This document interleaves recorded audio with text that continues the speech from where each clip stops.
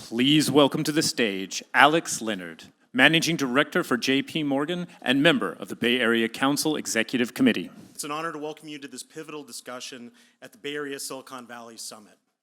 At JPMorgan Chase, we're not only proud to be one of the world's leading financial institutions, but we're also deeply invested in the communities we serve.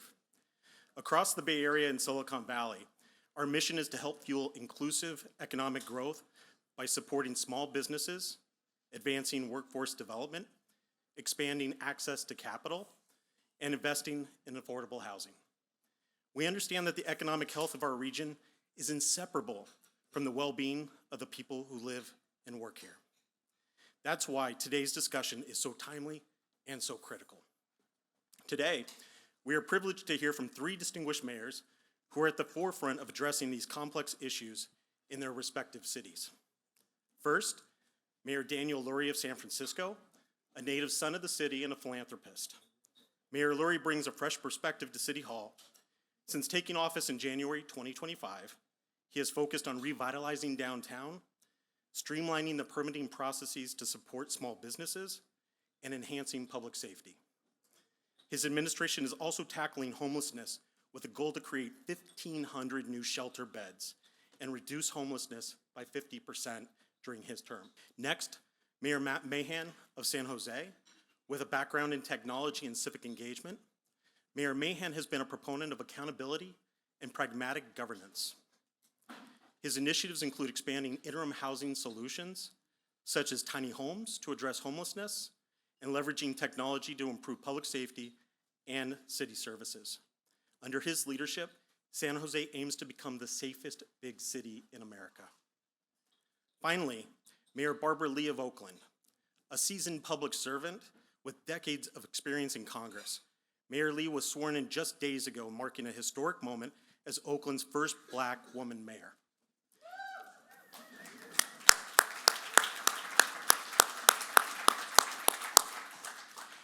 She has pledged to usher in a new era for Oakland, focusing on transparency, economic revitalization, and addressing the city's significant budget deficit. Her leadership comes at a critical time as Oakland seeks to overcome past challenges and build a more equitable future. Each of these leaders brings a unique vision and approach to governance, reflective of their city's distinct character and needs. Their collective experiences offer valuable insights into how urban centers can navigate and surmount the multifaceted challenges of our time. Moderating today's conversation is a remarkable leader in her own right. Carrie Owen Plietz, Interim Executive Vice President, Group President, and Chief Operating Officer, Care Delivery Kaiser Foundation Health Plan, Inc., and hospitals. Carrie brings deep knowledge of health systems, organizational leadership, and the intersection of public health and urban policy. We're incredibly fortunate to have her guide this important conversation. So, without further ado, please join me in welcoming Mayor Daniel Lurie, Mayor Matt Mahan, Mayor Barbara Lee, and our moderator, Carrie Owen Plietz, to the stage.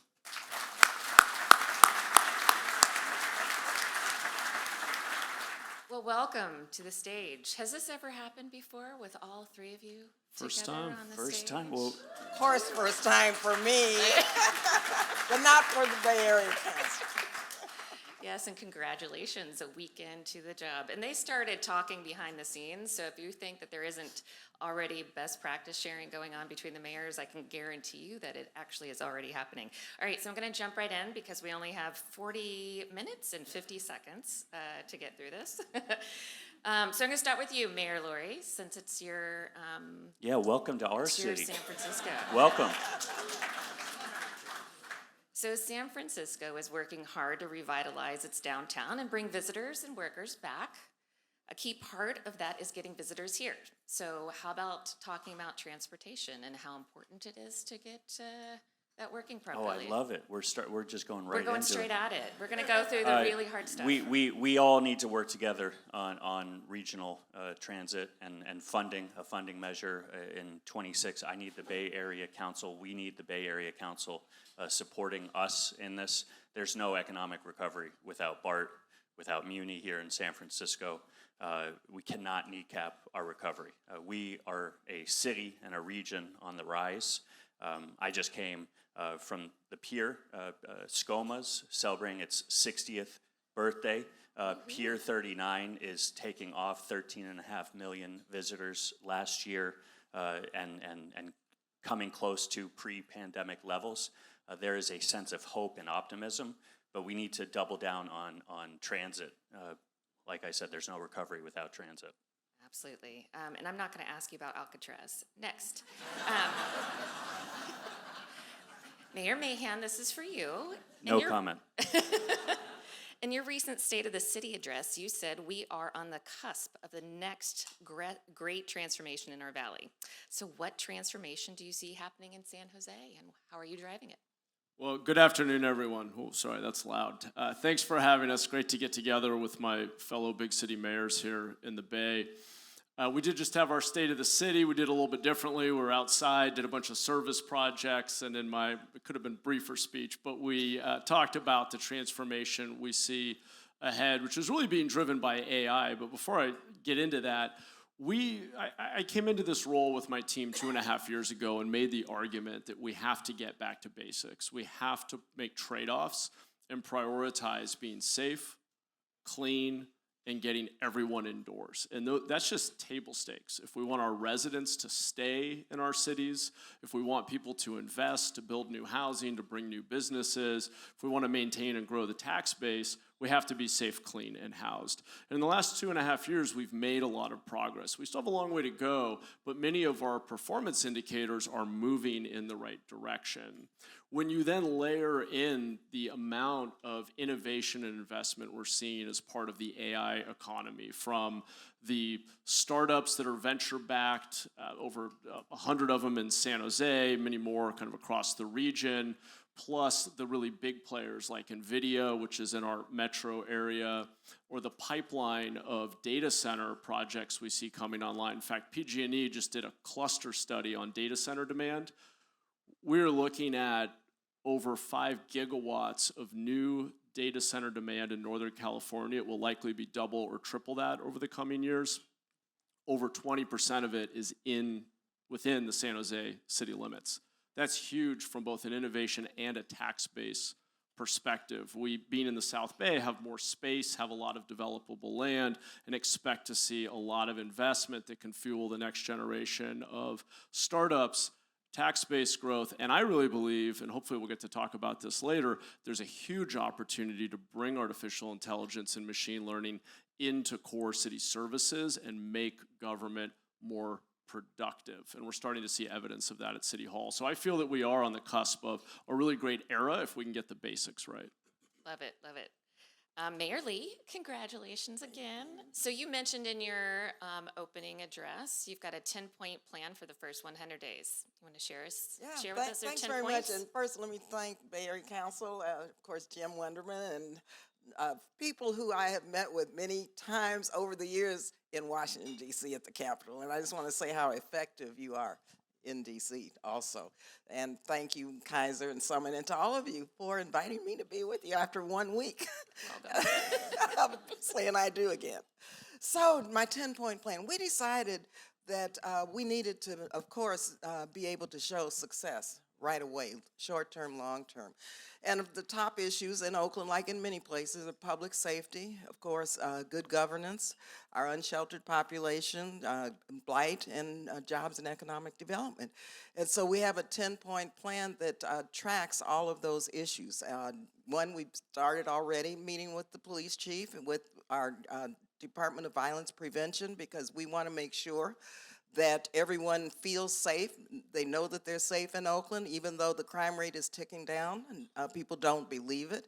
And so we have to keep that strategy moving forward in terms of getting to 700 police officers. We're on track, but haven't gotten there yet, Measure NN, which I'll talk a little bit about later, but also making sure that our crime prevention efforts continue to be integrated with the police department, as well as our macro mental health intervention, and making sure that young people have the alternatives, because part of this is trying to find jobs for young people who don't have the resources and end up doing what they do in terms of living a life of, unfortunately, of crime. So we're working on all of that, and of course the CHP, and I want to acknowledge the Highway Patrol and just say to them that they have made a big difference in Oakland, and we want to continue with that partnership.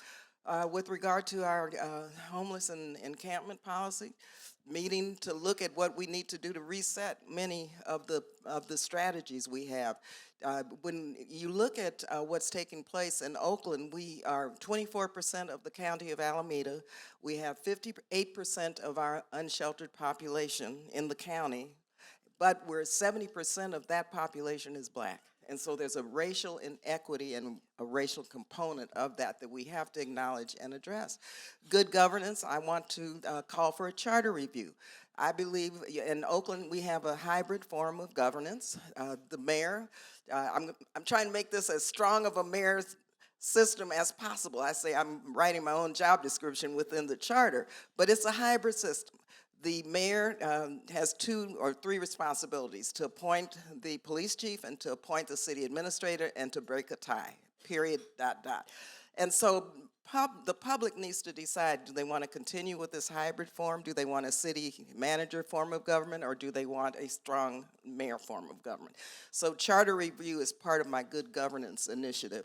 And finally, economic development and jobs and public safety is connected to all of these issues. And so we have to encourage development, businesses, philanthropy, nonprofits. We have to encourage more investment in Oakland to create good paying union jobs and to really have a reset. And public safety is critical to all of that. You're going to be busy. Already am. No honeymoon, that's for No sure. honeymoon, straight in there. I love it.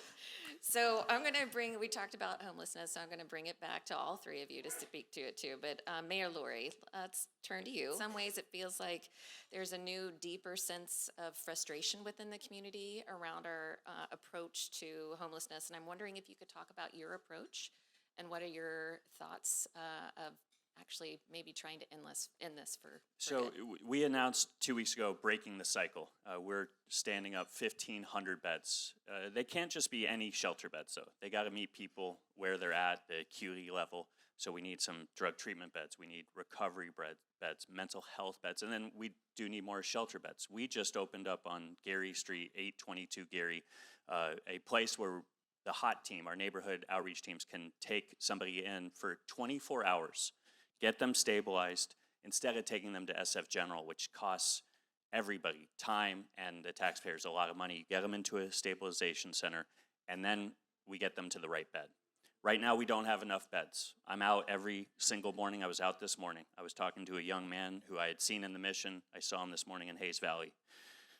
And he's like, I want to go to school. And I mean, he was on drugs, but he's got a future if we can get him off the street and into shelter and then into treatment and then to City College. I mean, that's where he wants to go.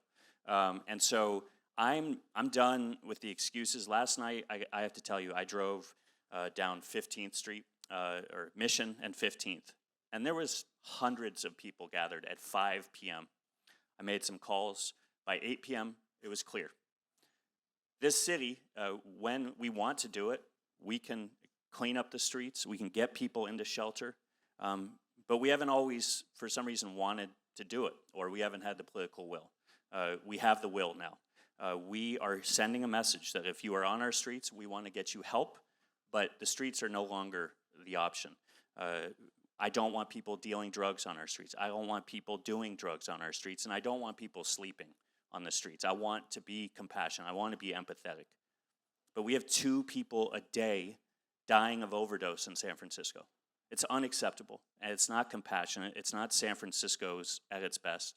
And we are making inroads. It's going to take us time, but we are going to be a compassionate city again that takes care of people and does not let somebody lay on the concrete and we just pass them by.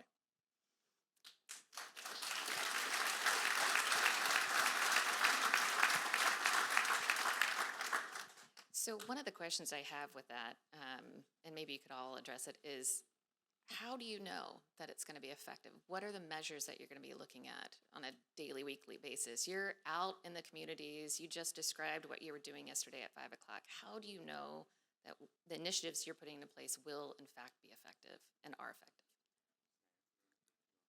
I'm happy to chime in. Yeah, I would say I appreciate everything Mayor Lurie just said, and I'd say we're highly aligned on how we approach homelessness, and I suspect most issues. Just to zoom out for a moment, and then I will answer your question. Systemically, what California's been doing in regard to housing and homelessness is an abject public policy failure over the last couple of decades, and you can look at big macro issues like lack of housing production, certainly relevant. We've been adding more jobs than housing units. It's a ratio of about 2 to 1. For every 2 jobs, you need another housing unit. In Silicon Valley, we've been 5 jobs for every home we've built. That is part of the backdrop here. But even when it comes specifically to homelessness, which has many causes of both becoming homeless and barriers to getting out of homelessness, California is 12% of the country's population.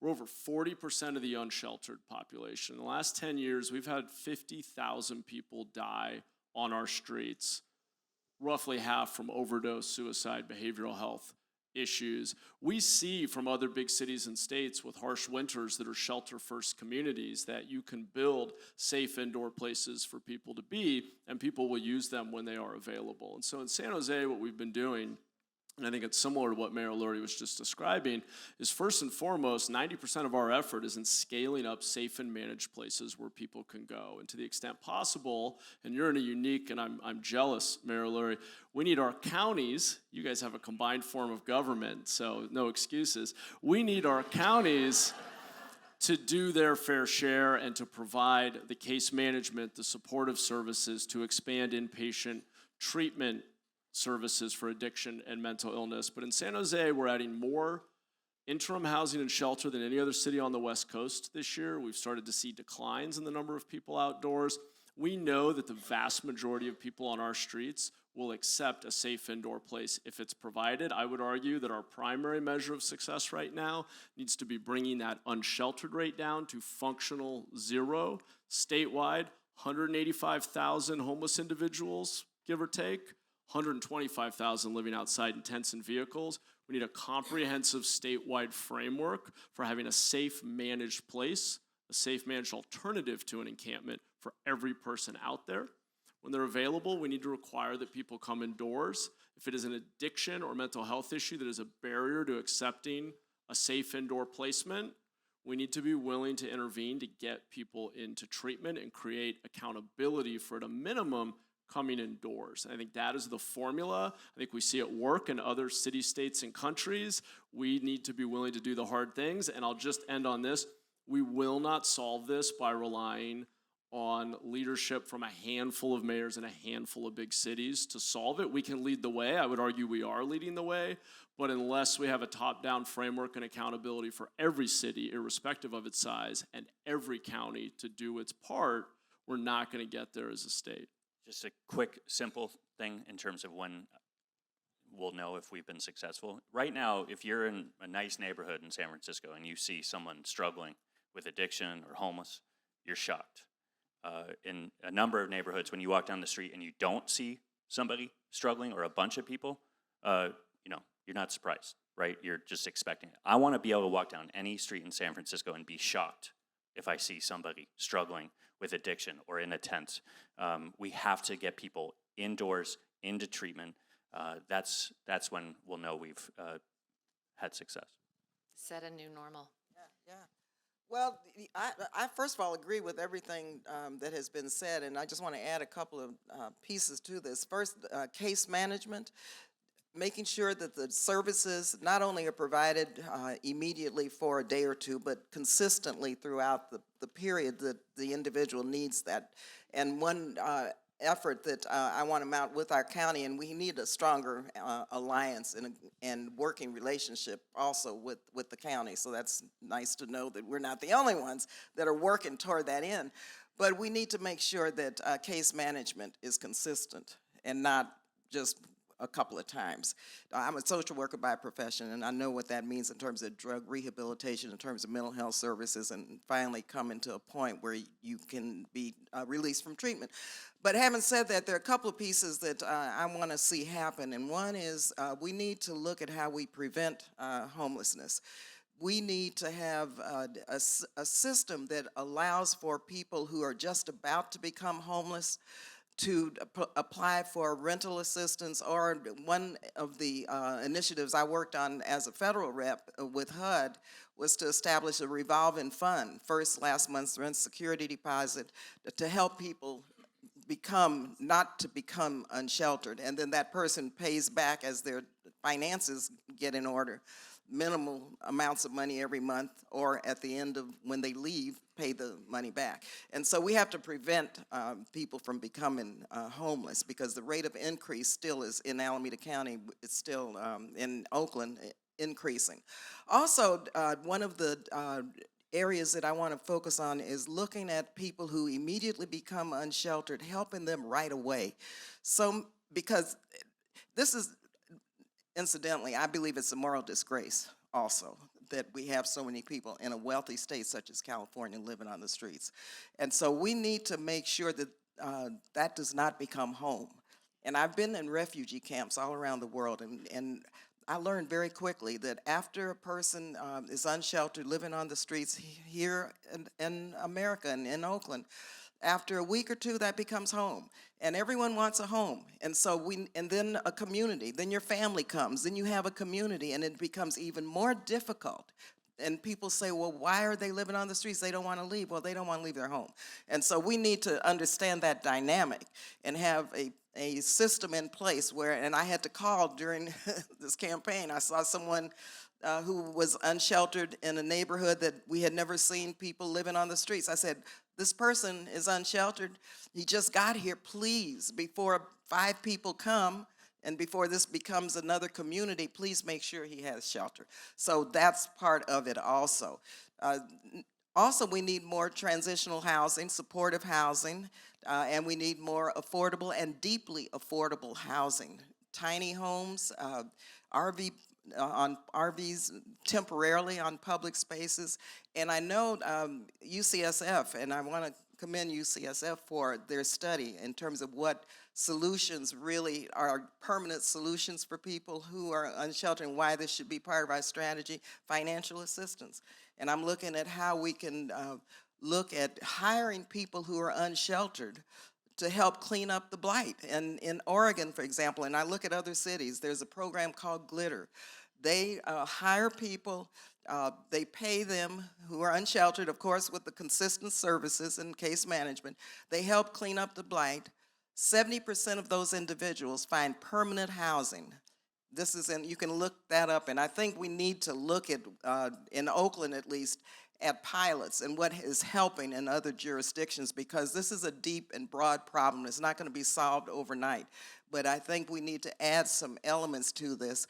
And finally, I'll just say, with regard to Measure W, all of our cities are going to be working with the county to try to make sure that everyone gets their fair share, but also that we use this new money that's coming through the pipe through Measure W as a way to help do more, and to help each city reset and add to their strategies. I love it. So a lot of best practice sharing amongst the cities, and I just appreciate your compassion and your empathy along with the conversation that's coming through very much. Thank you. Mayor Lee, I want to come back to something you mentioned at the very beginning, which is crime and public safety. And I'm wondering if you could talk about the key things that you're doing to address crime. Is Barbara Leslie here? I just have to thank Barb and the Oakland Chamber of Commerce and our labor unions and the whole, city for in November passing Measure NN. No one thought it could be done, but a coalition was formed of activists, nonprofits, the police department, Department of Violence Prevention, labor. We did it. And so Measure NN is my North Star. And what that requires is, one, for us to try to get to 700 police officers. Of course, we're still under, and we need to, and we are getting there, but we have 3 new academies coming in this budget, and we were able to maintain the 600 level.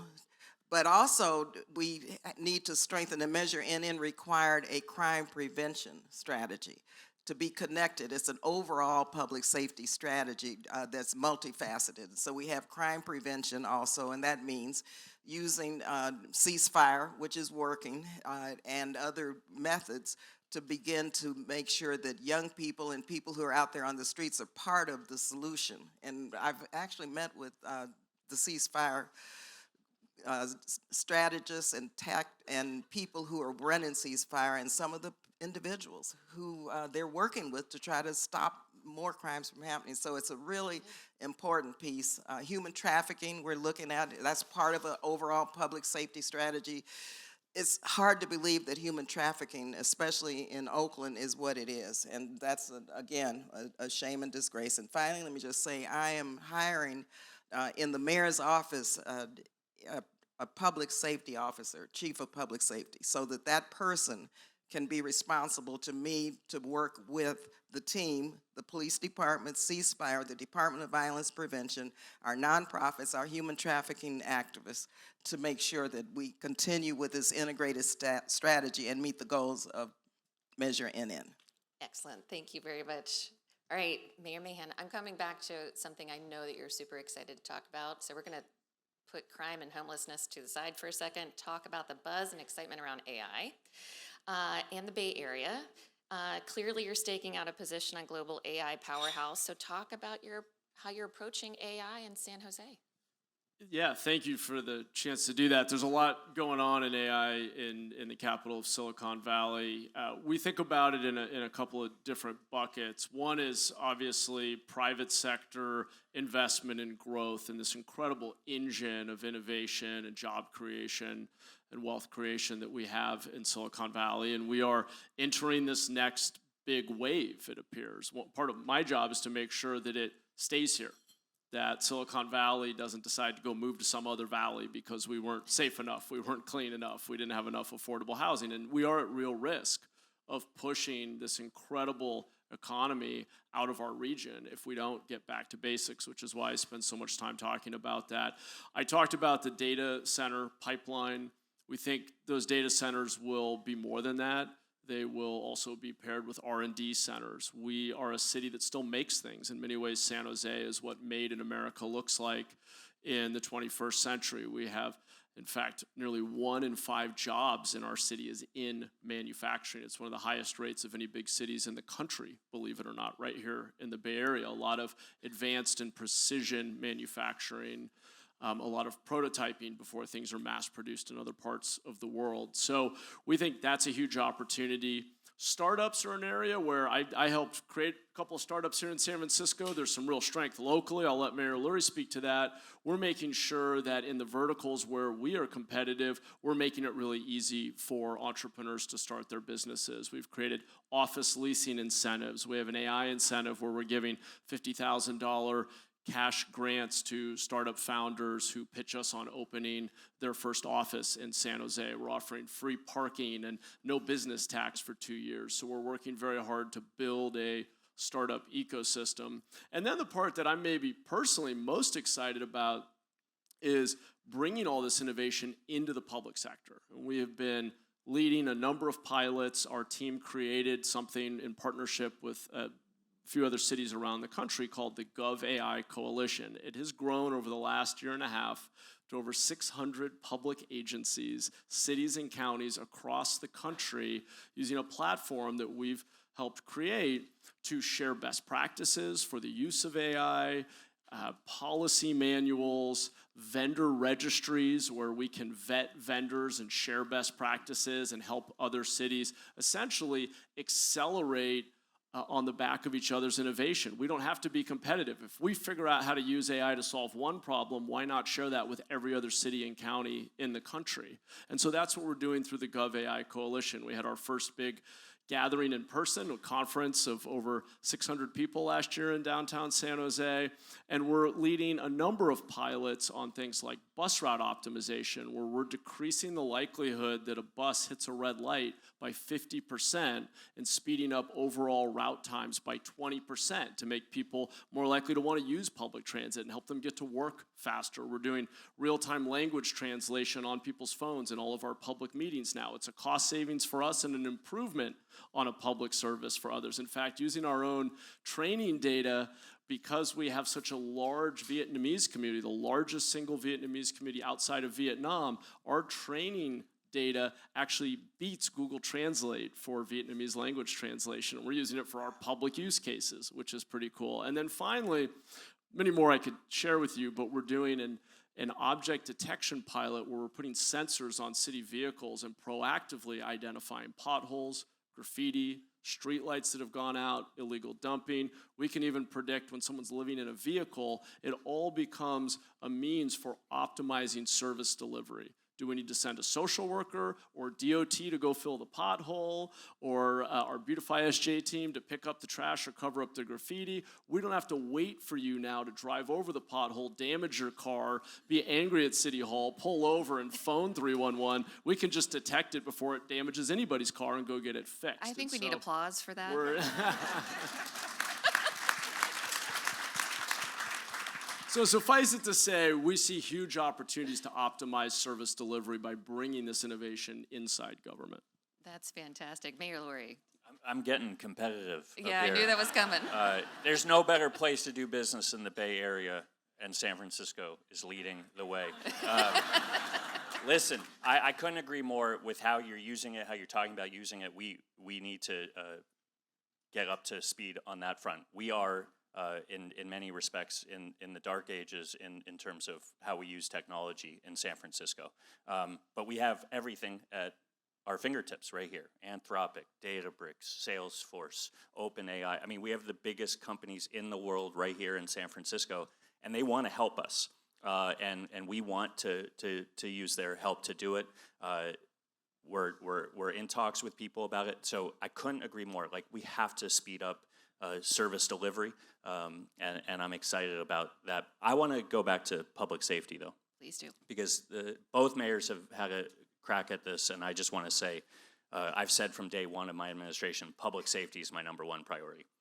3 priorities: public safety is #1, behavioral health, and then how do we streamline permitting and allow business to grow in San Francisco? So those are the 3, but public safety, we should be around 2,000 police officers. We're down below 1,500. And where we are starting to lead the way is on using technology, using drones, using a real-time information center. We just had an example where a vehicle came in from outside of San Francisco and hit a flock camera, and it was a cold plate. It was a plate that was, not attached to the car, and our PD started following that car in the morning in San Francisco, observed it try to carjack somebody.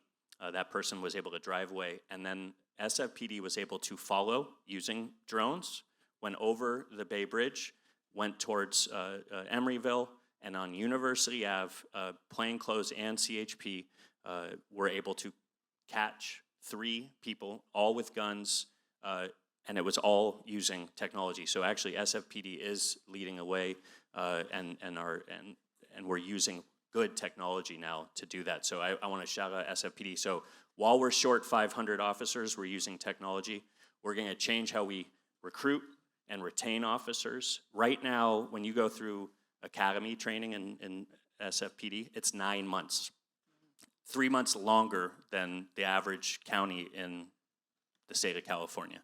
So we're going to look at doing 6 months and then adding training while they're police officers. So there's little things that we can do to improve recruitment, retention, and we'll get back to full staffing, hopefully, within a few years.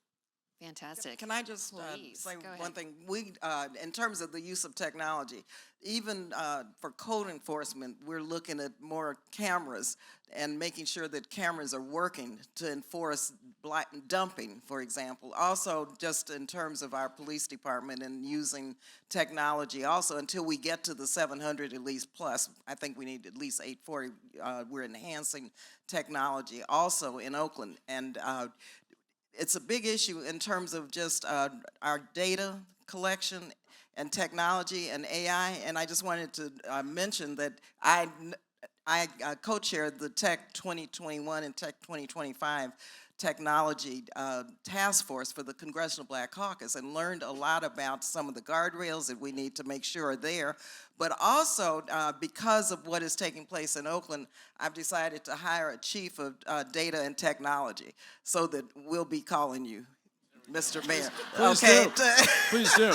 I will be calling you. I will note, just similar, we've seen a lot of success with real-time crime intelligence. We also deployed a network of about 500 automated license plate readers, just hooked up another 2,000 existing Department of Transportation cameras and our helicopter. You can imagine eventually adding body-worn cameras. We also let residents and small businesses hook into the system. We're very strict about data retention, meaning we delete data routinely unless it's being actively used in an investigation. We do not want to build some kind of permanent surveillance state, but for real-time intelligence and response, it's incredible. Just last year, we recovered over $3 million worth of stolen vehicles thanks to that network and solved a number of other even more serious crimes. So it's an incredibly powerful set of tools.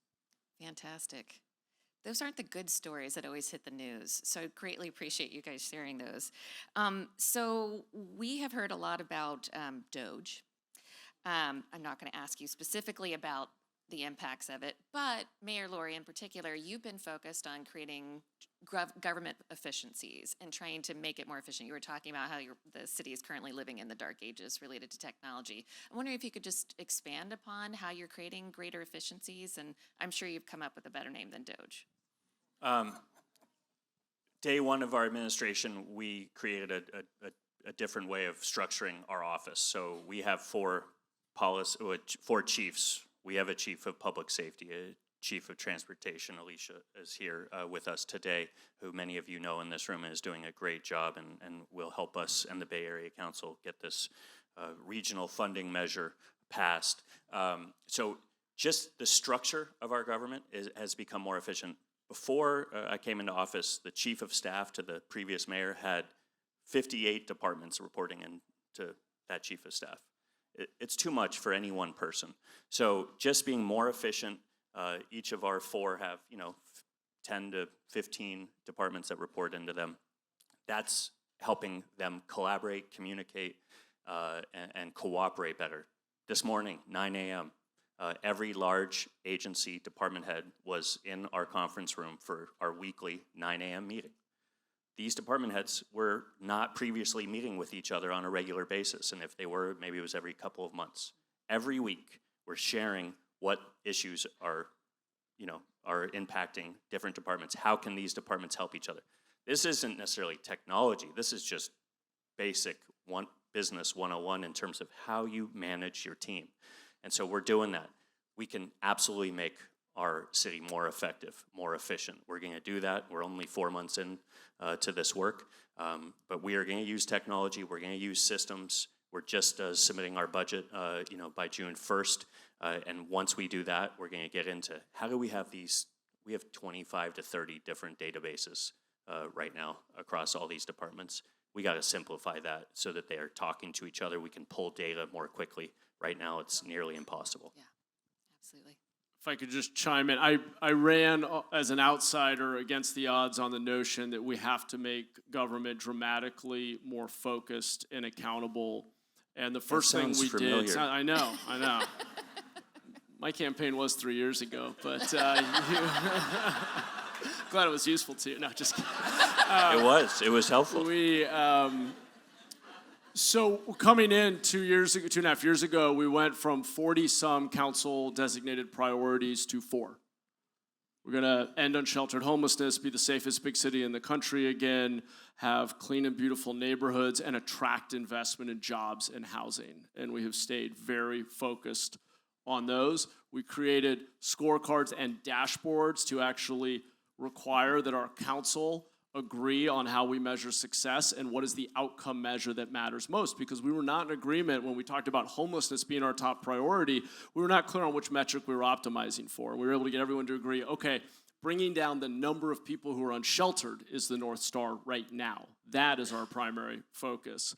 We now report back quarterly on performance measures. To Mayor Lurie's point, we are kicking off a process of a single universal canonical record in one database for the entire city for every resident who requests city services rather than siloed data across every department so that we can find efficiencies.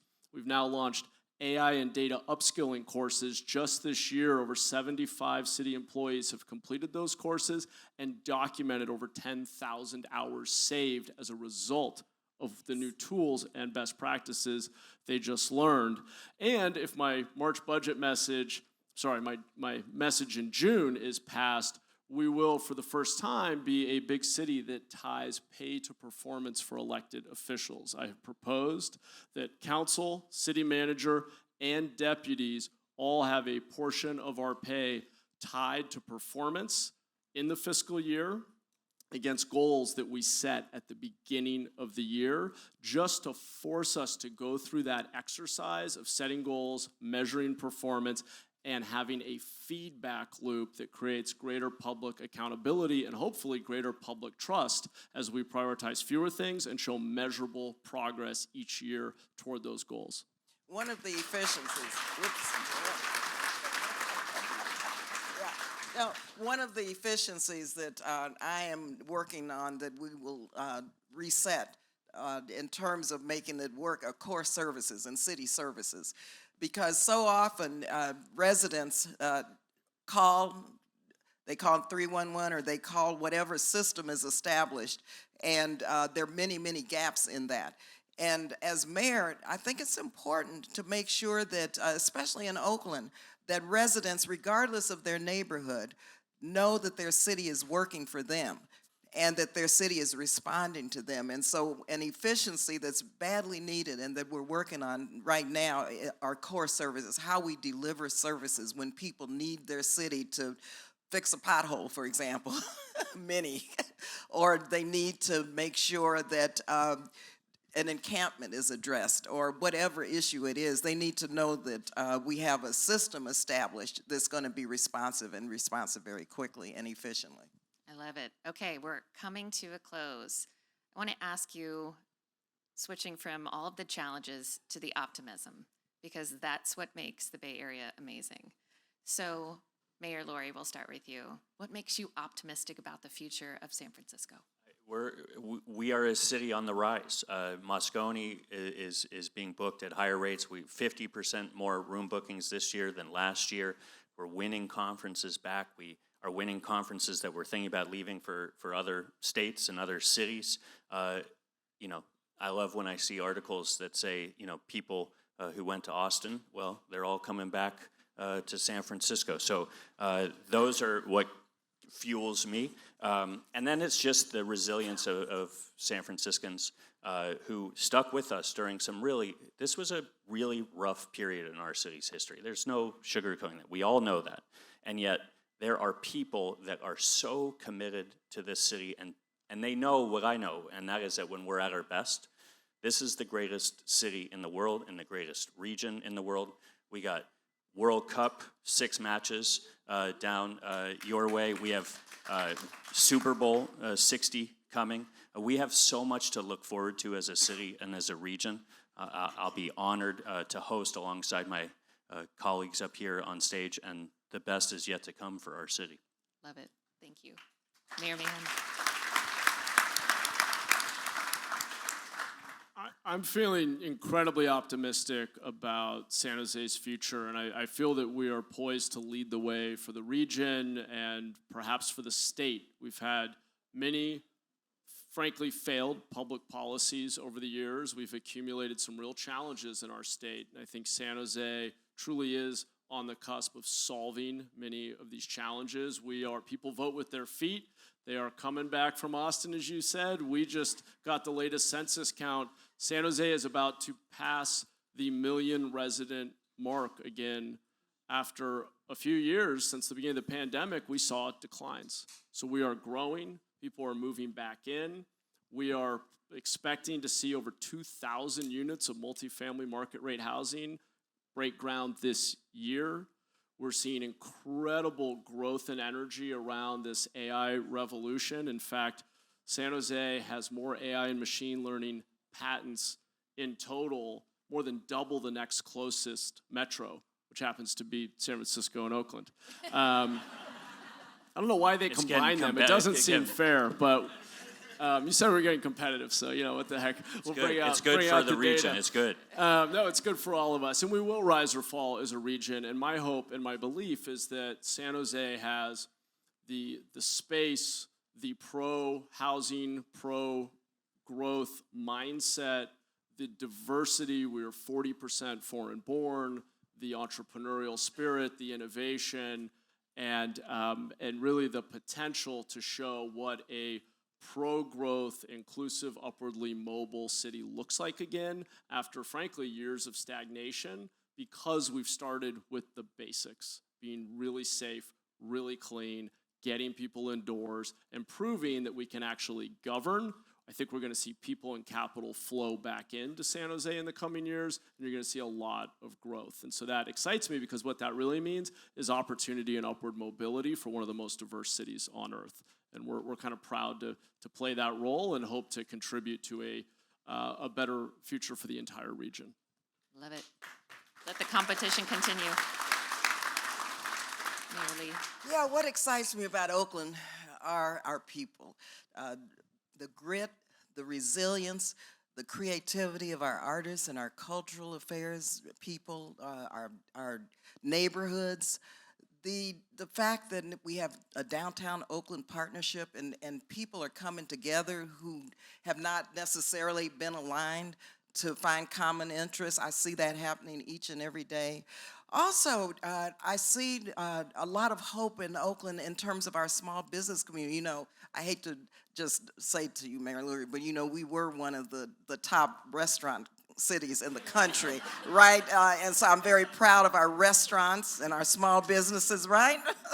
And so while we have many challenges, we have abundant opportunities. We just were able to bring in $100 million for Deep East Oakland, for a 40 by 40 Oakland Rises, right? Development for housing and for really an under-resourced community that needs jobs and economic development and housing.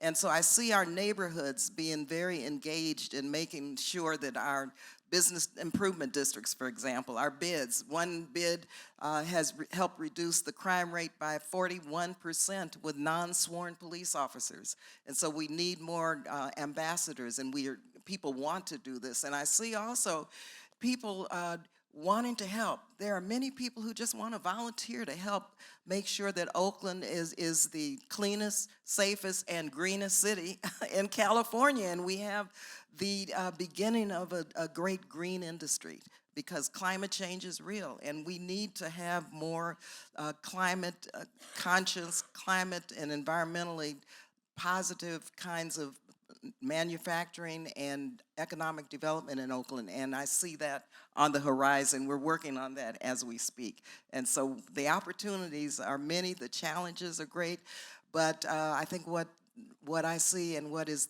most exciting to me is that labor and business, while we all disagree with everybody, this is still a democracy, that people are finding common ground and working together to make Oakland, again, the cleanest and the safest and the greenest city in California. I love it. So as we close, I want to say thank you on behalf of the Bay Area Council, Kaiser Permanente, and the rest of the citizens of this community. We are counting on you. You have all of our hope and trust for your agendas. And we're very excited to see what you accomplish, and we're here to support you. Thank you so much for being here today.